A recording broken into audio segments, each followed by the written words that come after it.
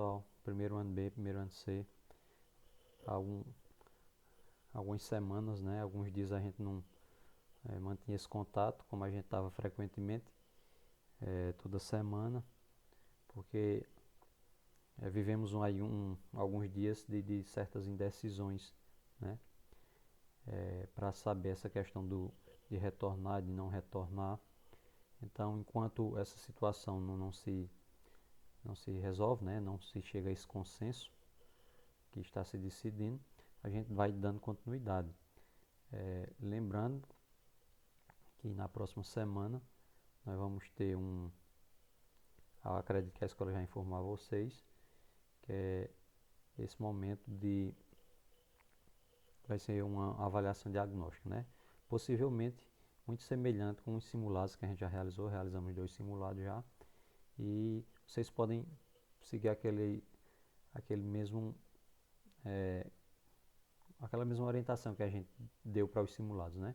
Separar o material, responder de acordo como fosse uma atividade de pesquisa e tudo, né? Conforme a gente já teve essas 2 experiências já com os simulados, tá bom?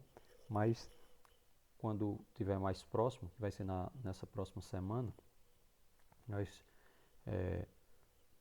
repassamos com mais detalhes para vocês, tá bom? Nesse final de semana eu vou procurar já fazer esse repasse no grupo da turma para poder esclarecer melhor o dia, a questão do horário, tá bom? E o material que vocês vão utilizar para poder responder essa avaliação, ok? Tá bom então? Pessoal, esse novo conteúdo, né, vocês podem ficar tranquilos que como a gente vai fazer a avaliação diagnóstica baseado nos simulados, então nesse caso a gente vai cobrar nessa avaliação diagnóstica apenas aquilo que caiu nos 2 simulados, né? Ou seja, esse conteúdo que a gente está corrigindo agora, ele não vai ser cobrado nessa avaliação diagnóstica, mas é apenas o conteúdo que a gente está dando continuidade, ok? Então esse conteúdo é ligações químicas, e a primeira parte, né, tem vários tipos de ligações químicas, a gente está comentando hoje sobre a ligação iônica, tá certo? E vamos comentar o que significa ligação química, no caso o exemplo sobre ligações iônicas, né? O que significa cada coisa dessa, como é que a gente utiliza e representa cada ligação dessa, tá bom? É um assunto relativamente de uma dificuldade mediana, né? Ele não é tão simples, mas não tão complicado, desde que a gente acompanhe, né, com muita calma. E como eu falei para vocês já há algumas semanas atrás, o conteúdo de distribuição eletrônica, ele é básico, né? Ele alicerça vários outros conteúdos que vêm adiante. Então, se a gente ainda tem dificuldade na parte de distribuição eletrônica, é natural que a gente sinta algumas dificuldades também para compreender essa parte de ligações, tá bom? Então, a gente aproveita e vai dando uma revisadazinha também na parte de distribuição eletrônica, para poder tentar compreender melhor essa parte aí de ligações químicas, né? Inicialmente falando do primeiro tipo de ligação química, que é a ligação iônica, certo? Mas antes da gente começar a correção propriamente dita, sempre temos alguma coisa a escutar, né, que possa nos motivar mais, né, instigar mais, para que a gente tenha uma correção de atividade bem realizada e bem acompanhada também, certo? Então vamos escutar o que é que temos para hoje, ok? Vamos lá.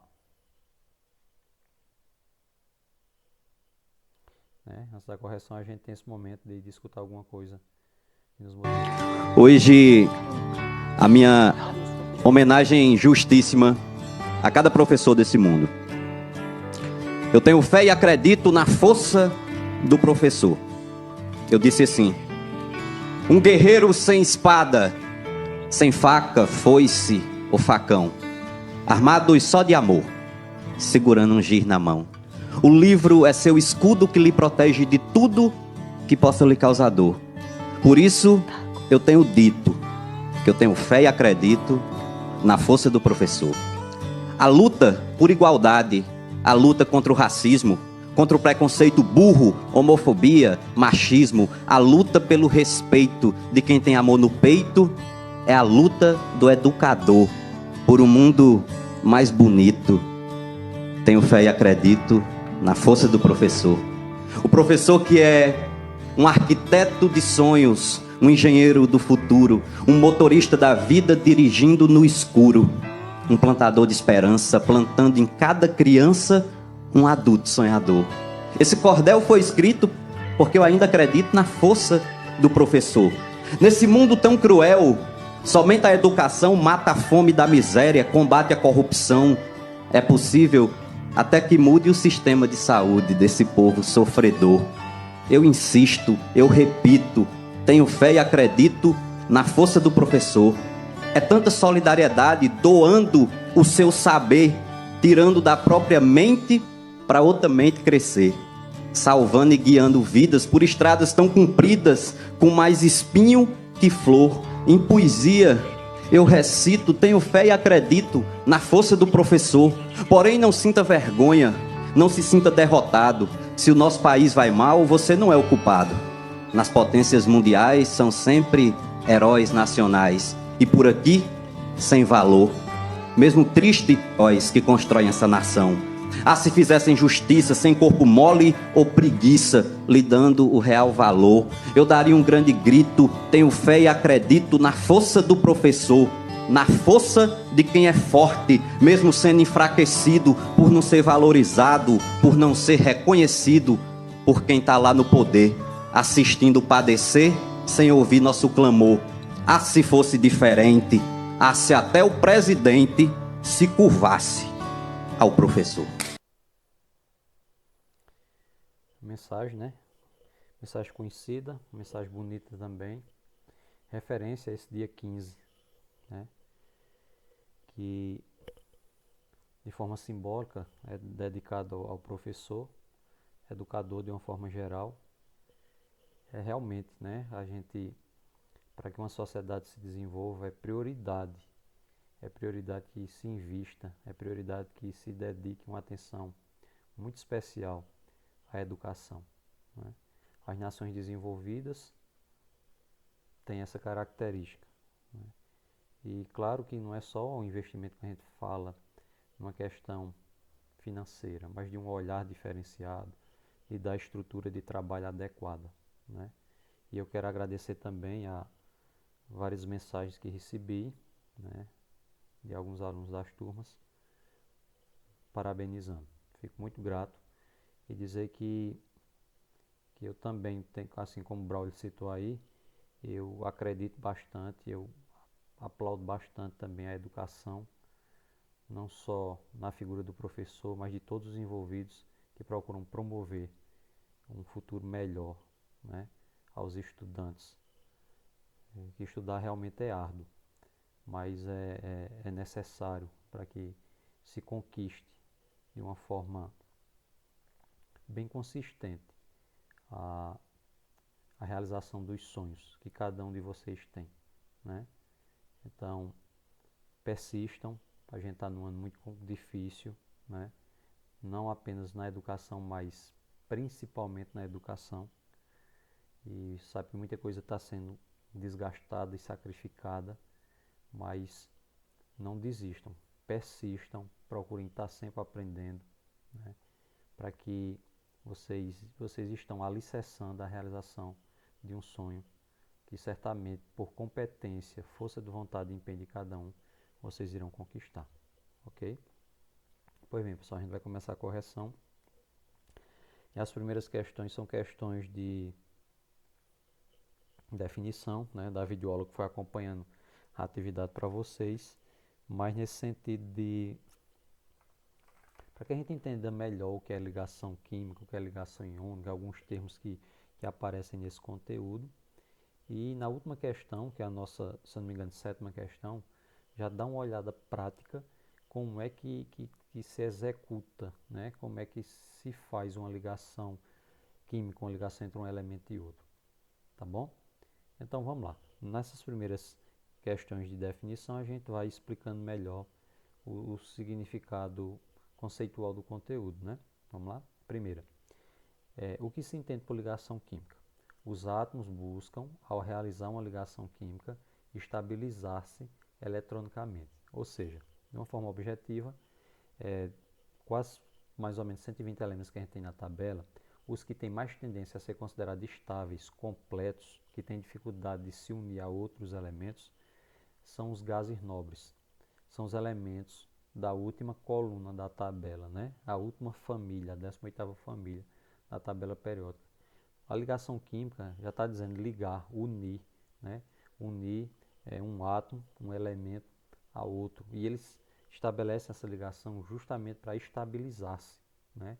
Que seria geralmente completar 2 elétrons ou 8 elétrons na sua última camada. Quando completa 2 ou 8 elétrons na sua última camada, eles são chamados de estáveis e praticamente nenhum elemento, né, poucos elementos, já tem essa característica por si só, que são especialmente os gases nobres, como eu falei para vocês. Os outros que não têm essa característica de serem estáveis só vão conseguir essa estabilidade quando eles se unem a outro elemento, né, buscando essa estabilidade que tem que ser algo recíproco, tanto para um elemento quanto para os outros que formam essa ligação, essa união entre elementos, tá bom? Questão 2. O que significa a regra do octeto? Eu vou ler a resposta que está aí como sugestão e a gente, se preciso, comenta alguma coisa, certo? A regra do octeto, fundamentada na chamada teoria do octeto, é uma regra química simples, segundo a qual os átomos tendem a combinar-se, de modo a ter cada um 8 elétrons na sua camada de valência, ficando com a mesma configuração eletrônica de um gás nobre. Então, eles não têm, né, essa característica de ter 2 ou 8, aí fala em 8, por isso que é octeto, mas no caso do hidrogênio, ele fica também estável com 2 elétrons, então ele vai se assemelhar ao hélio, que é o primeiro elemento lá dos gases nobres, tá bom? É o elemento de número atômico 2. Então, de forma resumida, é isso que a definição já está trazendo para nós aí mesmo, certo? Os elementos não têm essa característica de possuírem 8 elétrons na sua última camada, então eles só vão conseguir isso para ficar estáveis quando eles se unirem a outro elemento, desde que todos fiquem estáveis, né, na representação, tá bom? Terceira questão. Qual a família dos elementos representativos, né, que tem as famílias 1A, 2A, 3A e até 8A ou 0, cada um tem um nome específico, né, que tem dificuldade para reagir, ou seja, para estabelecer ligações com outros átomos. Por que isso acontece? São duas perguntas numa só, né? Se os elementos buscam, através das ligações químicas, se tornarem estáveis, quer dizer que aqueles que não, né, têm dificuldade de estabelecer essas ligações ou não conseguem estabelecer essas ligações, é porque eles não precisam dessa estabilidade, conseguir essa estabilidade, porque eles já possuem essa estabilidade, né? E quem já possui essa estabilidade são os gases nobres. Por isso que está dizendo aí, ó, a família dos gases nobres, que é a família 8A, ou também chamada de 0. Por que é que isso acontece? Isso ocorre por conta que eles já apresentam 8 elétrons em sua última camada, ou 2, no caso do hélio, né? Como ele já tem essa característica, que é a característica para se tornar estável, então não há necessidade deles estabelecerem, ou eles não conseguem, têm dificuldade para estabelecer essas ligações, por conta que a estabilidade eles já assumiram, tá bom? Vamos agora para a nossa próxima questão, né? Então, para as nossas 3 próximas questões, são de definição também, a quarta questão pergunta assim: o que se entende por ligação química? Pois bem, ligações químicas, a gente tem falado até agora, é uma forma que os elementos têm de se unir a outros elementos de modo a que todos consigam a estabilidade, né? E essa estabilidade com 2 elétrons ou com 8 elétrons na sua última camada, tá certo? Tem vários tipos de ligações químicas. O primeiro tipo principal de ligação química é a ligação iônica. E a gente vai reforçar aqui o que é que significa a ligação iônica. A ligação iônica, também chamada de ligação eletrovalente ou heteropolar, é um tipo de ligação química que ocorre quando o átomo de um metal cede definitivamente um ou mais elétrons para o átomo de um ametal, tá bom? Metal a metal é o que a gente vai falar nessa próxima questão. Ou seja, ele cede, ele se desfaz de algum elétron que ele tem definitivamente. Ele não vai pegar esse elétron de volta. Ele perde o elétron. Você está perdendo, ele está doando a outro que está ganhando esse elétron dele. Resumidamente é o seguinte: Na ligação química, é quando você tem dois elementos, um vai precisar doar, ele vai ter que se desfazer de algum elétron que ele tem de sobra, e o outro vai precisar receber alguma coisa que falta para ele completar a estabilidade dele, entendeu? Por isso que os dois acabam ficando estáveis, porque um tem excesso, vai perder uma parte e vai se tornar estável, e o outro está faltando alguma coisa, recebeu daquele que doou e se tornou estável também, certo? E nessa próxima questão a gente vai explicar melhor o que é que significa quando ele fala metal e ametal. Ametal é a mesma coisa de não metal, tá bom? Diferencie metais e ametais, ou seja, o que são metais e o que são não metais. A gente não precisa dizer os dois, né? Porque naturalmente um vai ser o contrário do outro. Então a gente vai fazer a definição de um deles e automaticamente a gente fica sabendo também o significado do outro, certo? Eu vou falar sobre os não metais, que é a metais, a mesma coisa. Os não metais têm suas propriedades periódicas, o fato de serem extremamente eletronegativos, tá bom? Ou seja, eletronegativo significa que eles são aqueles que vão receber elétron na hora da ligação química, na hora da ligação iônica, tá bom? Ou seja, eles ganham elétron de valência de outros átomos mais fácil do que os libertam. Então, eles têm facilidade para ganhar, né? E têm extrema dificuldade de perder algum elétron. Então, eles são chamados de ametais ou não metais. Tá bom? Então, uma coisa associa a outra, né? Ele está falando aqui das propriedades periódicas, mas tem outras propriedades gerais também. Por exemplo, os metais. Eles podem ser transformados em fios, eles são dúcteis, eles são resistentes, eles são maleáveis. Então, os ametais são características opostas, né? Tá bom? Então, nessa parte aí, a gente tem que colocar principalmente isso na mente. Metais, elementos que vão perder, vão doar elétrons a outros. Ametais, ou não metais, tanto faz, são aqueles que vão receber elétrons, tá bom? De outro, tá bom? Então, o metal doa, o ametal recebe. 6. Explica o significado, o que é íon, o que é cátion e o que é ânion. Eu vou ler e, se precisar, a gente comenta um pouquinho para reforçar. Íons são átomos que perdem ou ganham elétrons durante reações. Eles se classificam como ânions e cátions. O que é o ânion? O ânion é quando o íon é negativo. Átomo que recebe elétrons e fica carregado negativamente. E o que é o cátion? É o íon positivo. Átomo que perde elétrons e adquire carga positiva. Tem uma parte aqui que ela parece estar dizendo errado, né? Para quem nunca viu isso, mas eu vou tentar explicar a vocês.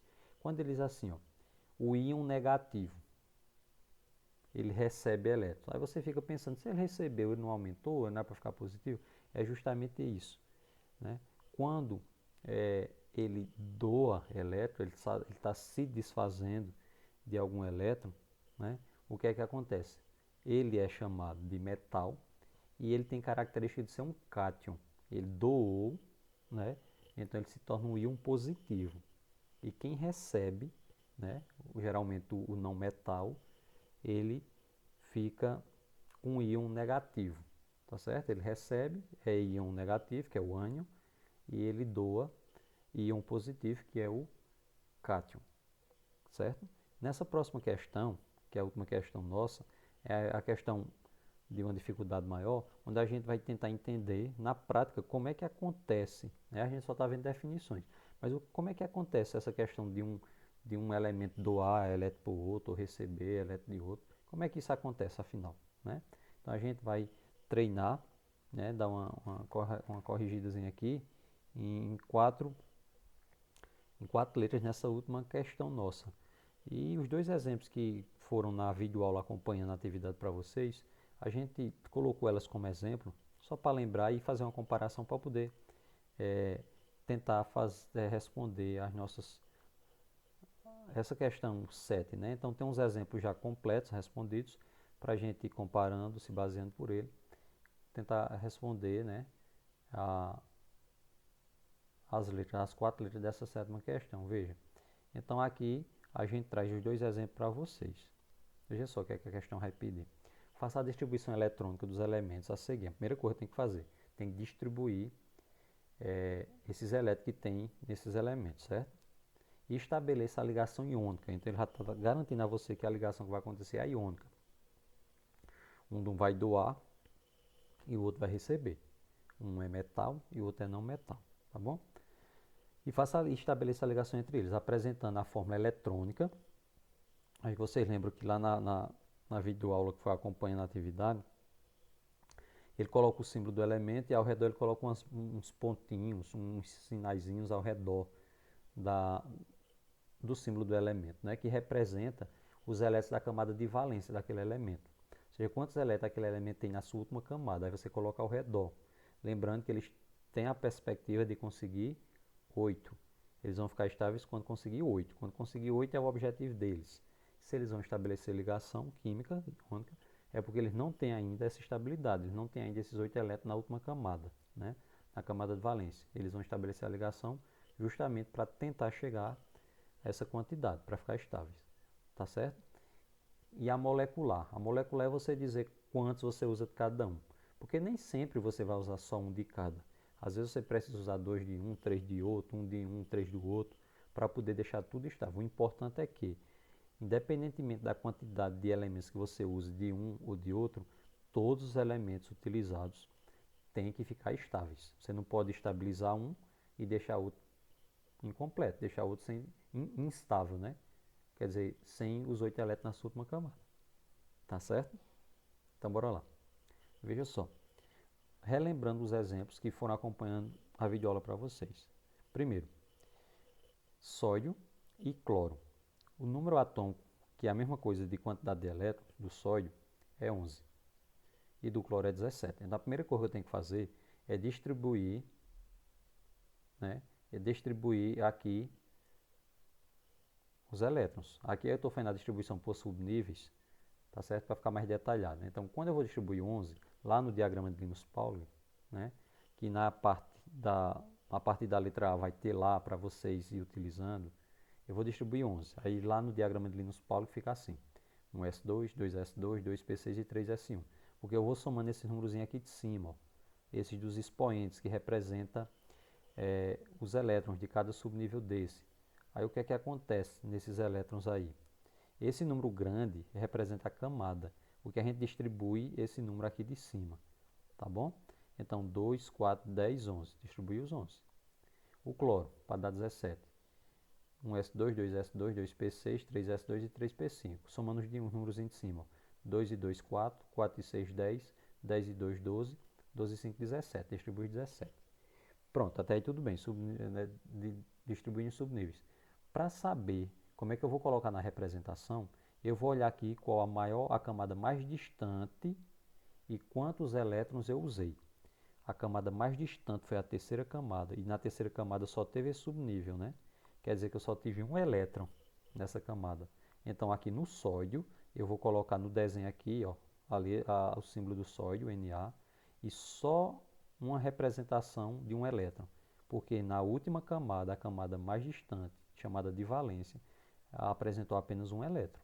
Então aqui está o sódio e aqui está um elétron que ele ficou na sua última camada, tá bom? Se for por camada, fica 2, 8 e 1, né? Mas aí só importa a última camada, tá certo? 1. E no cloro? A última camada foi a terceira camada, ó, e teve esses dois subníveis, então tem que juntar 2 e 5, 7. Então vou colocar aqui o símbolo do cloro, Cl, e vou colocar 7 elétrons ao redor dele. Está aqui de uma cor avermelhada, né? 2, 4, 6, 7. Até aí tudo bem. Então eu coloco a quantidade de elétrons em forma de círculozinhos, qualquer sinalzinho que eu queira colocar, né?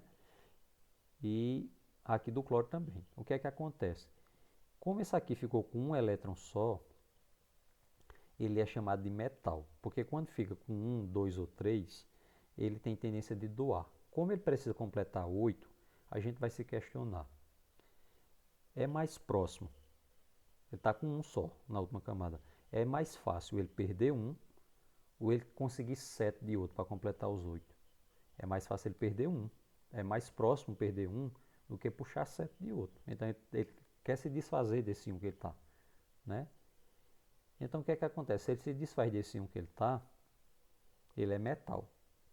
E o cloro tem 7 na sua última camada. Está mais perto ele conseguir 8 ou perder 7. Está mais próximo ele receber 1.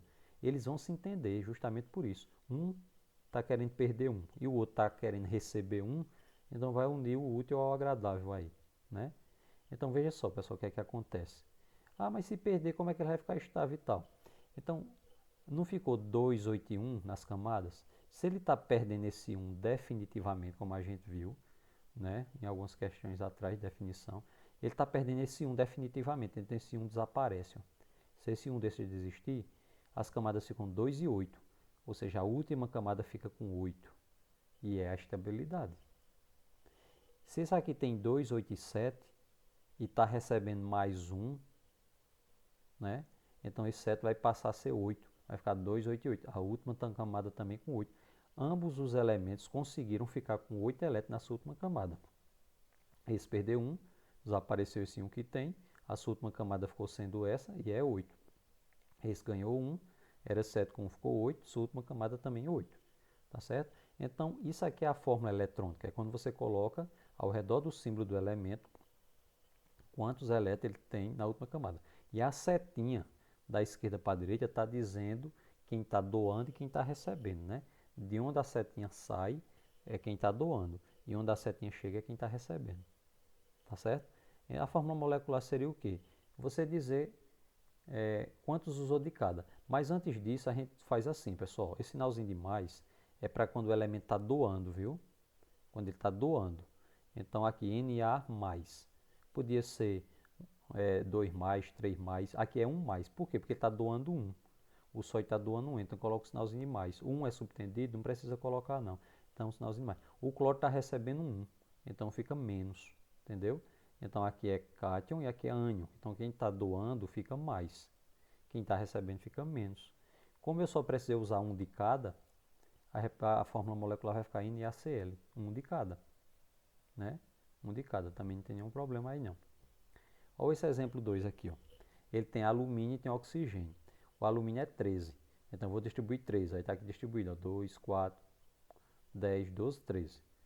Então, eu fiquei aqui, ó. A última camada, 3, é a terceira camada, né? Então, juntando 2 com 1, tem 3.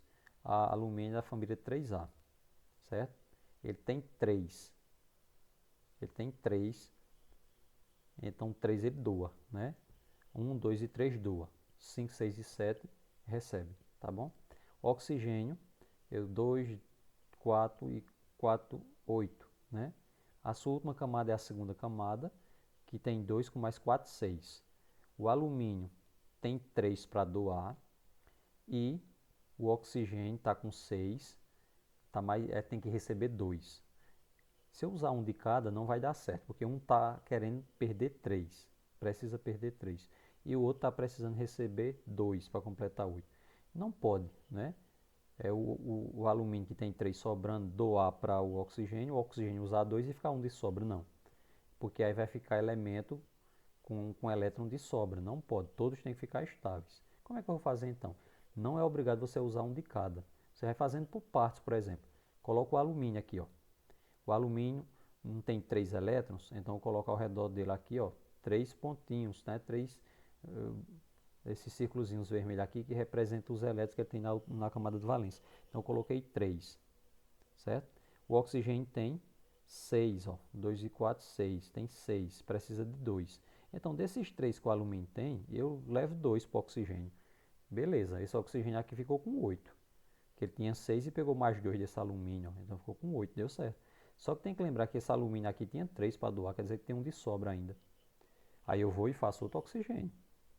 O oxigênio com mais 6 do mesmo jeito. Aí eu vou e vou doar esse 1 que esse alumínio tem. Só que esse oxigênio precisava de 2 e só recebeu 1 desse alumínio. O que é que eu faço? Faço outro alumínio, 3A, coloco 3 aqui. Esse oxigênio que estava com 6 tinha recebido 1 do primeiro alumínio, precisa de mais 1 desse segundo alumínio. Então, esse aqui ficou estável, esse alumínio ficou estável, esse oxigênio não ficou estável ainda, né? Que está com 6 e um 7. Aí eu faço outro alumínio, ficou com 8. Ficou estável. Esse alumínio que tinha 3 já doou 1 para cá, tem 2 ainda para doar. Então eu vou colocar outro oxigênio que tem 6 e precisa de mais 2. Então pego os 2 que estavam sobrando desse segundo alumínio aqui. Ficou tudo agora estável, né? Quem estava para doar, doou tudo que tinha para doar. E quem estava para receber, recebeu tudo o que precisava para ficar com os 8 elétrons. Tá bom? Então, o que é que acontece? Tem essa representação aqui, pessoal. AL. Por que é que eu coloco 3 mais aqui? Porque o alumínio tem 3 para doar, né? Então, fica 3 mais. O oxigênio, O2 menos. Por que 2 menos? Porque o oxigênio tem 2 para receber, para poder ficar estável. Então, fica Al3 mais, porque o alumínio vai doar 3. E o oxigênio fica 2 menos, porque ele precisa receber 2. Tá certo? Isso aqui é uma representação que ajuda muito na fórmula molecular. Porque se você olhar para cá, você percebe que você usou 2 alumínios e 3 oxigênio, né? Então, Al2O3, sem nenhum problema. Mas se você quiser fazer também de outra forma, seria essa. Se não quisesse desenhar tudo isso, o professor explicou, né? Que é a forma do cruzamento. O que seria o cruzamento? Al3+, porque o alumínio tem 3 na camada de valência. O oxigênio 2-, tem 6, vai receber mais 2 para poder ficar com 8, né? Então ele diz que faz um cruzamento. O que é um cruzamento? Ele vai inverter esses valores. O alumínio vai pegar o 2 e o oxigênio vai pegar o 3, né? Inverte. Aí já fica com a fórmula molecular pronta, ó. Alumínio pegou o 2 do oxigênio, colocou aqui embaixo, e o oxigênio pegou o 3 do alumínio e colocou aqui embaixo. Quer dizer que eu estou utilizando 2 alumínios e 3 oxigênios. Claro, se usar esse raciocínio aqui no primeiro exemplo, também dá certo? Dá. Porque aqui não seria 1 em 1, quando eu inverto fica 1 em 1 para cada um também. Não tem nenhum problema. Então dá certo também.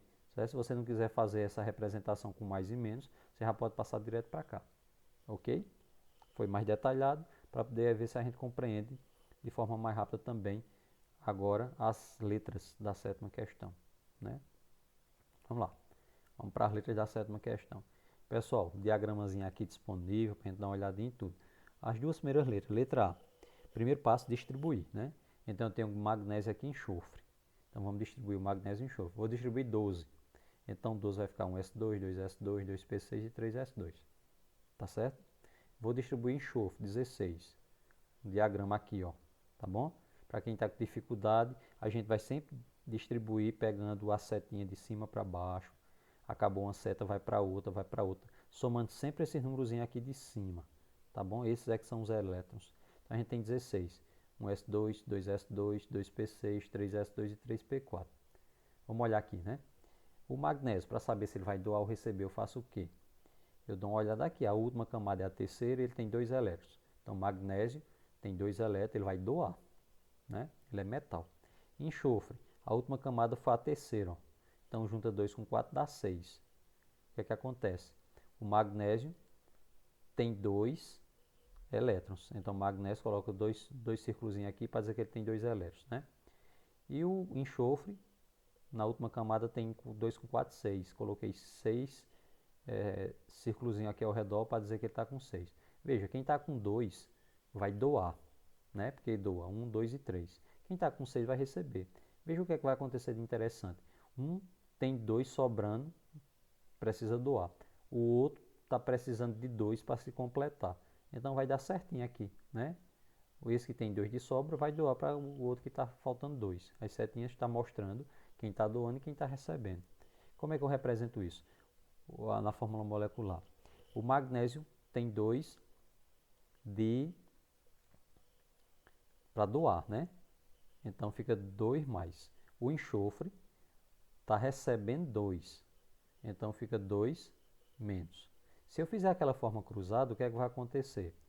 Magnésio 2, enxofre 2. Mas aí eu posso simplificar, né? Eu não usei 2 de cada, eu só usei 1 de cada. Então fica MgS.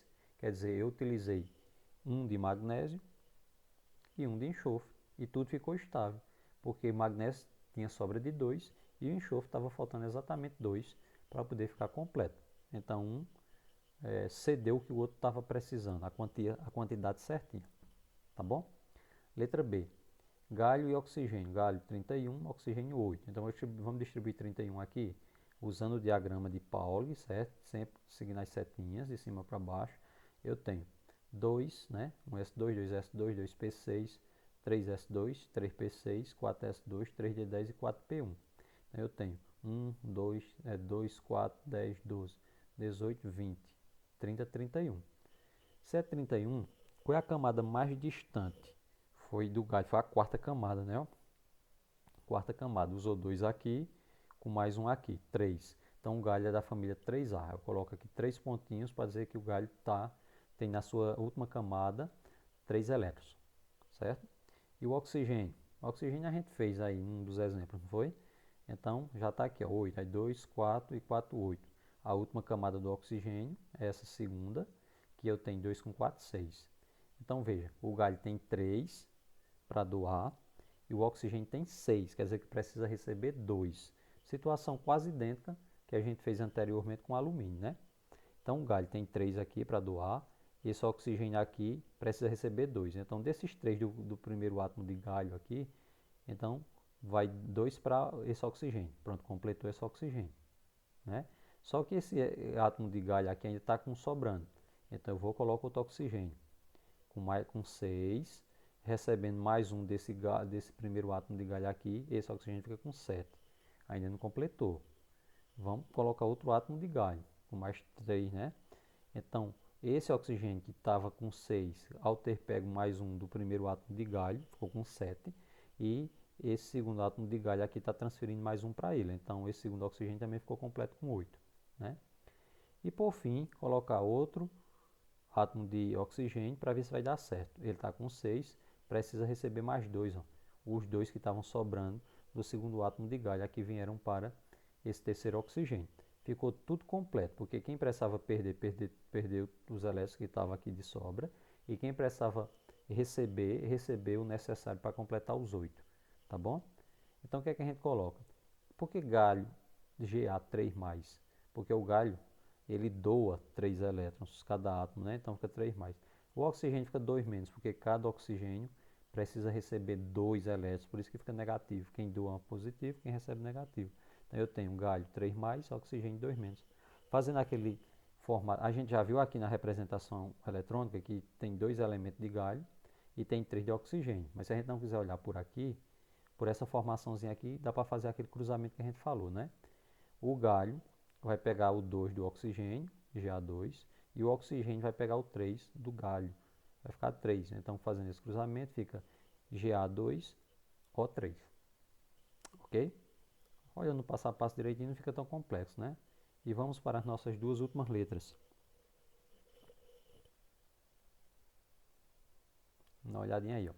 Letra C, pessoal, mesma coisa, alumínio e fósforo, né? Alumínio a gente fez agora há pouco, que é 13, e fósforo é 15. Então, alumínio, como a gente já fez, né, ó, 2, 4, 1s2, 2s2, 2p6, 3s2 e 3p1. 2, 4, 10, 12, 13, ok. Fósforo é para dar 15. Vamos ver, 2, 4, 10, 12, 3, 15. Tudo bem. Olhando aqui para o alumínio, a última camada dele é a terceira e ele tem nessa última camada 2 com mais um 3 elétrons. Então o alumínio ficou 3 pontinhos aqui, porque são 3 elétrons. O fósforo, a última camada dele é a terceira também e ele tem nessa última camada 2 com 3, 5. Então fósforo, 5 pontinhos ao redor, que são os 5 elétrons que ele tem na última camada, né? A camada de valência. Aí o que é que acontece?